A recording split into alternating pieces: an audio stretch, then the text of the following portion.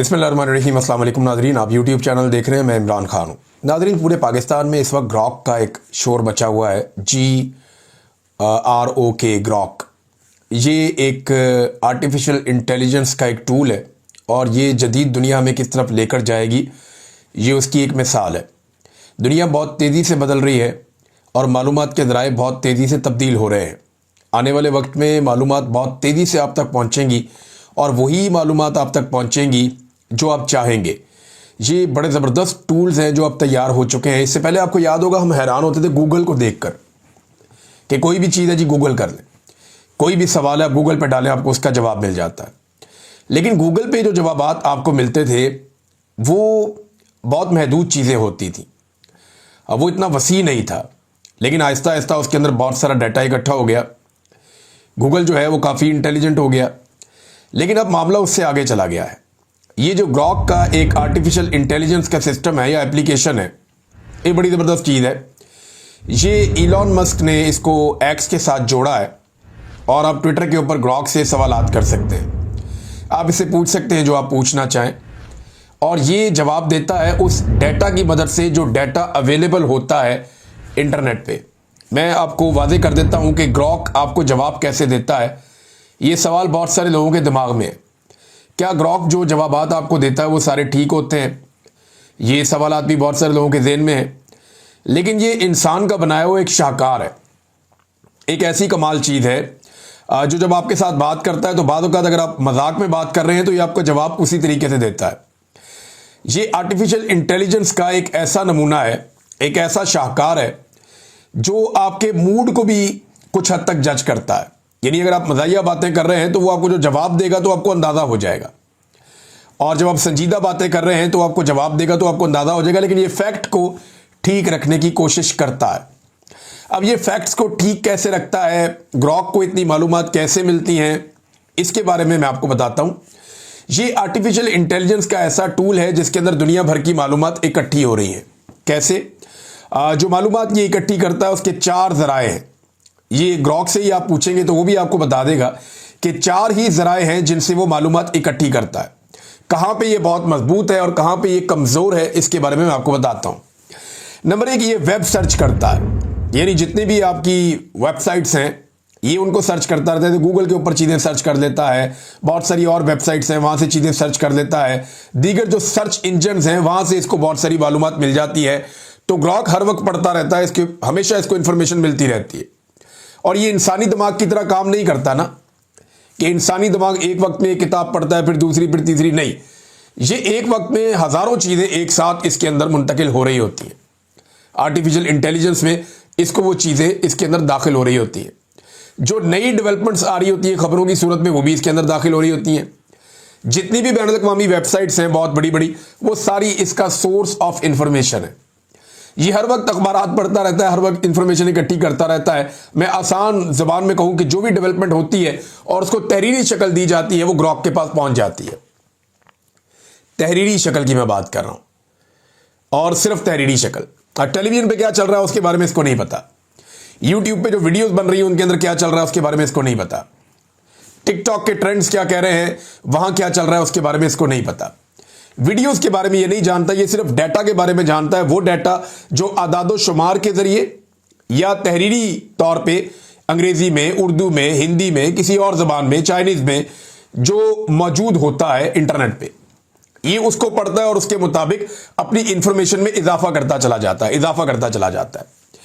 यानी एक फैक्ट अगर गलत है और सारे वही फैक्ट लिखते चले जा रहे हैं, लिखते चले जा रहे हैं, लिखते चले जा रहे हैं, तो ग्रॉक जो है वो उसको ठीक नहीं कर सकता, वो उसी फैक्ट को मान लेगा। जब सारे लोग उसके ऊपर बार बार वही बात कर रहे हैं तो उसको वो बात माननी पड़ेगी क्योंकि दस्तयाब डाटा में वही लिखा हुआ है और उसके अलावा कोई और ओपिनियन वहां मौजूद नहीं है। लेकिन अगर दूसरी ओपिनियन मौजूद है तो फिर ग्रॉक आपको वो फैक्ट बताएगा और ये वाली ओपिनियन भी आपके सामने रख देगा। ऐसे वो चीज़ों को बैलेंस करता है। बड़ा ज़बरदस्त सॉफ्टवेयर है। एक तो ये वेब सर्च करता है, वेबसाइट्स के ऊपर देखता है। दूसरा, ये जो एक्स के ऊपर पोस्ट होती हैं, ट्विटर के ऊपर जो आप पोस्ट वगैरह करते हैं, जो चीज़ें आप वहाँ पे छोड़ते हैं, जो लिखते हैं, ये उससे भी डाटा इकट्ठा करता है। ट्विटर के ऊपर जो वीडियोस चलती हैं वहाँ से ये डाटा इकट्ठा नहीं करता, लेकिन जो ट्विटर के ऊपर जो लोग लिखते हैं डाटा, ये उससे मालूमात इकट्ठी करता है। फिर अपलोड करदा मवाद, जो मवाद अपलोड किया जाता है मुख्तलिफ प्लेटफॉर्म से, ये उससे मालूमात इकट्ठी करता है। और अंदरूनी डाटा, अब ग्रॉक के पास XAI की तरबियत याफ्ता मालूमात का एक बड़ा ज़ख़ीरा है जो इसे अमूमी सवालात के जवाबात देने में मदद करता है। यानी उसकी अपनी इंटेलिजेंस में भी बहुत सारा ज़ख़ीरा मौजूद है। और ये पुरानी से पुरानी किताबें, यानी अगर आप एक आलम दीन है ना, तो कोई भी इतना ज़बरदस्त कुरान पाक याद नहीं कर सकता जैसा ये ग्रॉक को याद है। यानी आप पूछ लें इससे कि जालिम के बारे में कोई कुरान पाक की आयत बताएं, ये आपको बता देगा। मजलूम के बारे में कुरान पाक की आयत बताएं, ये आपको बता देगा। आप इससे पूछें कि जनाब औरतों के पर्दे के हवाले से कुरान पाक की आयत बताएं, तो ये बाकायदा आपको सूरत का नाम बताएगा, आयत का नाम बताएगा, आपको उसका तर्जुमा पढ़ के सुना देगा आपकी ज़बान में। आप इससे पूछें कि लेन देन के बारे में कुरान पाक की कोई आयत है, तो उसके बारे में आप तफसीलात बताएं। मैंने यहाँ पे इसके मुख्तलिफ चीज़ें हैं। एक तो ये ग्रॉक आपको मिल जाता है, एक तो आपको मिल जाता है ये इसके ऊपर ट्विटर के ऊपर, एक्स के ऊपर। एक आप इसको परचेज भी कर सकते हैं और इसके एडवांस बहुत ज़्यादा वर्जन्स भी हैं, वो आप कोई भी एक ले सकते हैं। जैसे कि मेरे पास एक मैंने ये परचेज किया, तो ये आपका इस्तेमाल है कि आप इसका कैसा इस्तेमाल करते हैं। पॉजिटिव भी कर सकते हैं, नेगेटिव भी कर सकते हैं, लेकिन मालूमात का एक बड़ा ज़ख़ीरा है जो आप तक पहुंचता है। दुनिया के तमाम मशहूर लोगों के बारे में मालूमात इसके अंदर है। आजकल पाकिस्तान तहरीक इंसाफ ने, नून लीग ने और कुछ सहाफ़ियों ने इसको एक टूल के तौर पे इस्तेमाल कर रहे हैं और वो ये जानना चाहते हैं कि ग्रॉक इसके बारे में क्या सोचता है, उसके बारे में क्या सोचता है। तो ग्रॉक को कंफ्यूज करने की सूरत हाल में डाला हुआ है, लेकिन ये एक AI आर्टिफिशियल इंटेलिजेंस का एक टूल है और ये कंफ्यूज नहीं होगा, बल्कि ये जवाबात देता चला जाएगा उस दस्तयाब डाटा की मौजूदगी में जो इसके अंदर डाला गया है। ये उसी के मुताबिक जवाब देगा और जितनी इसकी इंटेलिजेंस है, और मैंने देखा बड़ी ठीक ठाक इंटेलिजेंस है, यानी वो बड़े ज़बरदस्त तरीके से जवाब देता है। और जो वो उर्दू लिखता है वो बड़ी ठीक ठाक उर्दू लिखता है और उसकी ग्रामर भी बहुत ठीक है। तो ये एक मज़ेदार टूल है। इसके अलावा और भी बहुत सारे हैं। अभी मैं कुछ दोस्तों से बात कर रहा था, उन्होंने बताया जी और बहुत सारे टूल्स हैं जो बड़े इंटरेस्टिंग हैं, बल्कि वो ये मशवरा भी देते हैं कि इस वीडियो में आपको कौन कौन सी तस्वीर लगानी चाहिए और ये जो आप बात कर रहे हैं इसके अंदर मज़ीद फैक्ट्स कौन कौन से हैं और वो फैक्ट्स आपको इसमें डालने चाहिए।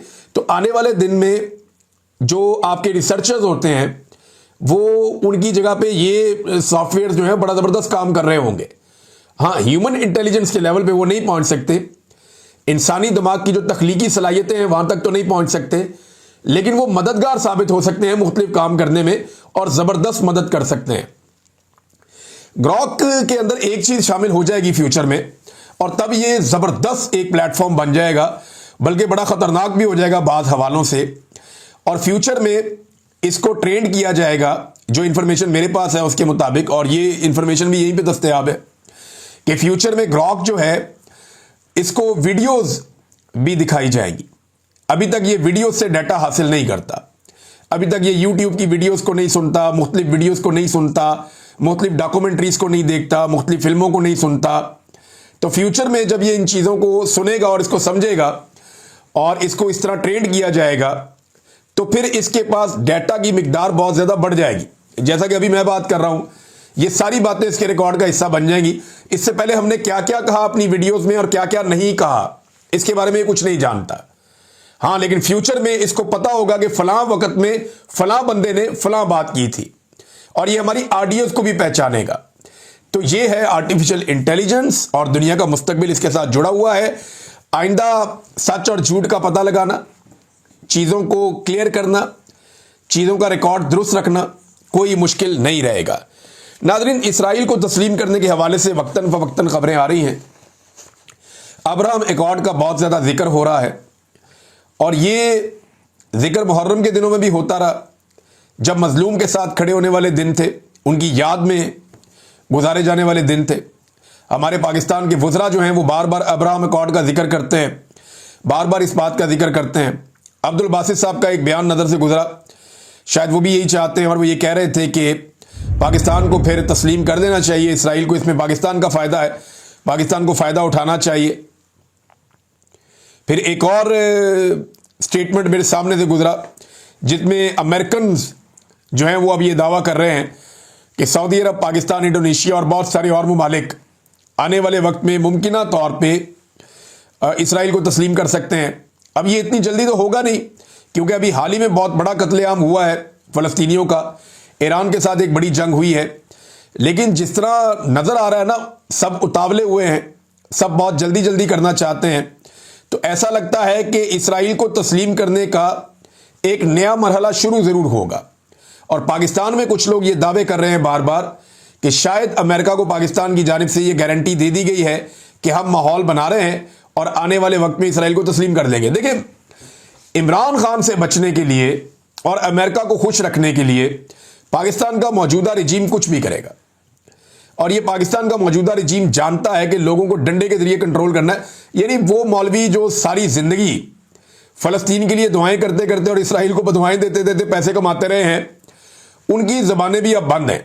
कोई भी इस पे बात करने के लिए तैयार नहीं है। और वो जो लोग कभी रोना रोते थे मईशत का और दीगर चीज़ों का, वो अब बोलते ही नहीं है। मिसाल के तौर पे एक शख्स ने कुरान पाक पे हलफ लिया, ये चौधरी उस्मान अली, ये साहिवाल से एमएनए है।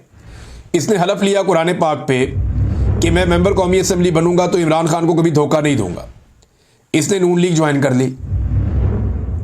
अब सवाल यह है कि एक मेंबर कौमी असम्बली ने कुरान पाक का झूठा हलफ ले लिया, तो उसके ऊपर जो है वो डेफेमेशन क्लॉज लगनी चाहिए या नहीं लगनी चाहिए? सवाल यह है। आपको पाकिस्तान में कोई मौलवी बोलता हुआ नजर आया?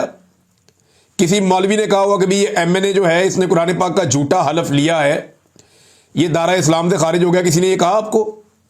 या किसी ने ये कहा कि इसने कुरान पाक का झूठा हलफ लिया, इसे तौबा करनी चाहिए? या किसी ने ये कहा आपको कि इसने कुरान पाक का झूठा हलफ लिया, इसने गलत काम किया, इसको सजा मिलनी चाहिए या इसके ऊपर मुकदमा होना चाहिए? किसी ने नहीं कहा। वजह यह है कि इस आदमी ने वही किया जो इसको एस्टेब्लिशमेंट ने कहा है। इस वक्त पाकिस्तान के ज्यादातर मौलवी एस्टेब्लिशमेंट के नरगे में है, ज्यादातर मौलवी एस्टेब्लिशमेंट के कंट्रोल में है, और एस्टेब्लिशमेंट जो भी कार्रवाई करवाती है ये मौलवी उसके ऊपर बोलते नहीं है। चौधरी उस्मान अली के घर के बाहर से हसनैन रफीक साहब है, नया पाकिस्तान वाले हमारे दोस्त, उन्होंने वहां से उसके पोल खोले, जाके वहां कैमरा निकाला और लोगों से पूछना शुरू कर दिया। लोगों ने कहा हम तो इसको जानते ही नहीं है, हम तो इमरान खान को जानते हैं, हमने इमरान खान के नाम पे वोट दिया था, इसको तो कभी हम काउंसलर भी ना बनाए, ये कहां से एमएनए बन गया? और इसने कुरान पाक पे हलफ लिया था, तब हमने इसको वोट दिया था कि ये इमरान खान का साथ नहीं छोड़ेगा। लोगों ने वो बुरा भला कहा, वो मट्टी पलीत की है कि ऐसा लगता है कि ये शख्स आइंदा कभी इलेक्शन जीत नहीं पाएगा। शायद इसको एस्टेब्लिशमेंट ने कोई आसरा दिया हुआ है, या पता नहीं, हो सकता है इसकी एस्टेब्लिशमेंट के पास कोई कमजोरी हो जिस वजह से ये काबू आ गया हो। बहरहाल ये बंदा, लोग कह रहे हैं जी काउंसलर भी नहीं बन सकता, हमने खान को वोट दिया था, इसको वोट नहीं दिया था। कुछ लोग तो कह रहे थे इस्लाम से ही खारिज हो गया, अब ये किस मुंह से अपने हल्के में आएगा, ये तो आइंदा वोट मांग ही नहीं सकता। फिर कुछ लोग ये भी कह रहे थे कि इसने इमरान खान को बाद में धोखा दिया, पहले इसने अपने ईमान को धोखा दिया, इसने कुरान पाक पे हलफ लेकर उस हलफ को तोड़ा है। लोग बहुत गुस्से में थे, मैंने वो वीडियो देखी। तो ये लोग अपनी सियासत कैसे बचाएंगे, या चलें एस्टेब्लिशमेंट इनको इक्तदार में कैसे लाएगी दोबारा? ये जो चौधरी उस्मान अली है, इसने कुरान पाक पे हलफ लेके तोड़ दिया। अब पाकिस्तान की मिलिट्री एस्टेब्लिशमेंट अगर इसको इलेक्शन जितवाना चाहे तो कैसे जितवाएगी? साहिवाल के लोग इसको कैसे वोट डालेंगे? यही हो सकता है ना कि वैसे ही इसका हाथ खड़ा कर दें, जनाब ये आज के बाद एमएनए है, या चलो इसको सेनेटर बना दो या कुछ और बना दो। यही हो सकता है ना। अवामी वोट से तो ये आदमी अब कभी भी इलेक्शन नहीं जीत सकता उस हल्के से, जहां इसने कुरान पाक का हलफ तोड़ा और लोगों के साथ धोखा किया। लोग तो इसको वोट नहीं डालेंगे, इसको तो नून लीग वाले भी वोट नहीं डालेंगे जिस जमात में ये चला गया। वो ये कहेंगे भाई जिसने कुरान पाक पे हलफ तोड़ा वो दोबारा तोड़ देगा। जो कुरान पाक का हलफ तोड़ सकता है वो हमारे साथ भी बेवफाई करेगा। ये आदमी किसी का वफादार हो ही नहीं सकता, लोग ये कहेंगे। और मौलवियों की खामोशी बड़ी मजेदार है, वो तो बोल ही नहीं रहे। नाज़रीन, आदादोशुमार के मुताबिक इस हुकूमत ने कर्जों में रिकॉर्ड इजाफा कर दिया है। इमरान खान साहब के दौरे हुकूमत में जो सालाना कर्जे की शरह थी लगभग 5,000 अरब, हर महीने वो कर्जा लेते थे, ऑलमोस्ट इतना ही बनता था। लेकिन ये हुकूमत जो एवरेज सालाना कर्ज ले रही है जब से अप्रैल 2022 से ये लोग इक़्तिदार में आए हैं, वो बनता है लगभग 10,000 अरब से ज्यादा। यानी जितना कर्जा इमरान खान साहब सालाना ले रहे थे, ये हुकूमत उससे दुगना कर्जा सालाना ले रही है। और उसकी एक बड़ी वजह यह भी है कि इन्होंने डॉलर का रेट बहुत ज्यादा ऊपर पहुंचा दिया है। डॉलर महंगा होने की वजह से भी जो कर्जा ये बाहर से लेते हैं वो ज्यादा बढ़ के सामने आता है। नाजरीन, 2024 के साल में पाकिस्तान में जो सरमायाकारी होती रही है माजी में, उसमें 34% कमी आई थी। और याद रहे, पूरे 2024 में SIFC ने बड़ा जोर लगाया पाकिस्तान में सरमायाकारी लाने के लिए। दावे बहुत सारे किए गए, लेकिन 50 साल का रिकॉर्ड टूटा और पाकिस्तान में सरमायाकारी कम हुई है गुज़िश्ता माली साल में। अब ये जो सरमायाकारी कम हुई है, इसमें अमरीकी महकमा जो तजारत है उसकी एक रिपोर्ट है। उस रिपोर्ट के मुताबिक पाकिस्तान की टैरिफ पॉलिसी, पाकिस्तान में करप्शन, कमज़ोर अदालती निज़ाम और सियासी अदम इस्तेहकाम पाकिस्तान में सरमायाकारी ना आने की बड़ी वजह है। फिर इंटरनेट एप्लीकेशंस पर पाबंदियां और हुकूमत की नाकस पॉलिसियों ने भी सरमायाकारों के एतमाद को कम किया है। ये नाज़रीन वजूहात हैं। अच्छा, सरमायाकारी पाकिस्तान में आ नहीं रही, टैक्स कलेक्शन इनकी हो नहीं रही, मईशत को इन्होंने बर्बाद कर दिया है। इनकी तरजीहात चेक करें। ऐवान सदर के लिए 28 करोड़ 69 लाख रुपए की 15 नई गाड़ियां खरीदने का प्लान बन गया। मंजूरी होगी जनाब, 15 नई गाड़ियां लेकर दो, 28 करोड़ 69 लाख रुपए की, और 3.5 करोड़ रुपए का उनका पेट्रोल, ये भी डाल दिया बिल में। और जो इजाफी टोटल बजट है, इसमें जो टोटल पैसा इसके लिए निकाला गया गाड़ियों के लिए, पेट्रोल के लिए और मेंटेनेंस के लिए, ये 42 करोड़ 87 लाख यानी लगभग 43 करोड़ रुपया ऐवान सदर की नई गाड़ियां आ रही। आप अंदाजा करें कि गाड़ियों पे 43 करोड़ रुपया ये खर्च कर रहे हैं। इस हुकूमत ने हुकूमती अखराजात में 20% इजाफा कर दिया है। पाकिस्तान की मईशत को बर्बाद करके इन्होंने अपने अखराजात में 20% इजाफा कर दिया है। अब इन्हें नई गाड़ियां चाहिए। लुटी हुई अवाम, पिटी हुई अवाम, जिसकी मईशत तबाह कर दी, वो अवाम, जिस अवाम को महंगाई की चक्की में पीस दिया, उस अवाम का खून निचोड़ कर ये लोग अपने लिए गाड़ियां ले रहे हैं, अपने अखराजात में इजाफा कर रहे हैं। शहबाज शरीफ साहब कभी स्विमिंग पूल सेट करवाते हैं, कभी ऐवान वज़ीर आज़म में कुछ और काम करवाते हैं, कभी नई गाड़ियां लेते हैं, कभी अपने वुज़रा की तनख्वाहें बढ़ाते हैं, कभी स्पीकर और चेयरमैन सेनेट उनकी तनख्वाहें कई गुना बढ़ा देते हैं। तो ये सारे अल्ले तल्ले इनके चल रहे हैं और इस बीच में आम आदमी पिसता चला जा रहा है। नाज़रीन, पंजाब हुकूमत का जो पूरा मनसूबा वो तकरीबन नाकाम ही होता जा रहा है। तीसरा अस्पताल सरकार को वापस हो गया। अब तक की इतला के मुताबिक ये मोहम्मद उमैर साहब ने खबर दी है। आउटसोर्सिंग शुरू होते ही नाकामी का शिकार हो गई, रिवर्स हो गई। तीसरा अस्पताल सरकार को वापस लेना पड़ गया, मुजफ्फरगढ़, ओकाड़ा और सियालकोट। और अब ये जो लेटर आया है फाइनली, एक और ये लेटर आ गया है जनाब सियालकोट से।